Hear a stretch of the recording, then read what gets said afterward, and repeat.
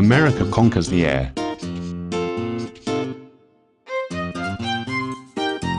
If you ask any student even in elementary school why the town of Kitty Hawk, North Carolina is significant to American history, they will know the answer immediately. They will know that this was the place that Evelyn Wilbur Wright made the first working airplane and discovered that man could fly.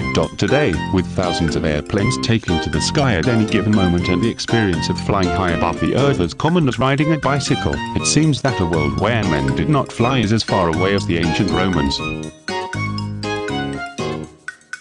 But we have to travel in time back to the days before the Wright brothers made their phenomenal discovery in the invention of the first aircraft, when there was a time when it was firmly believed that man would never fly like a bird, and indeed, man was meant to never fly, but always be a terrestrial being.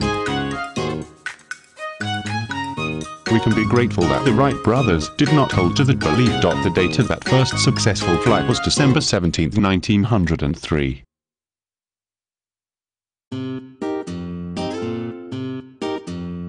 We all know that great inventions are often the results of hundreds or thousands of failures and tests by which the inventor refines his ideas and makes new discoveries that take him step by step toward that final breakthrough.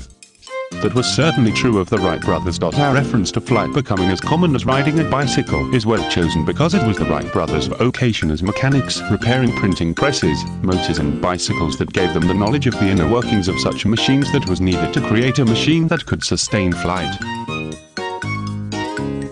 Their work to perfect the design of the common bicycle led them to believe that conquering flight was not a question of providing sufficient power to the aircraft, as it was providing mechanisms of control and balance to properly keep the aircraft steady with sufficient consistency that it could take to the air. Long before that first successful flight, the Wright brothers conducted their research.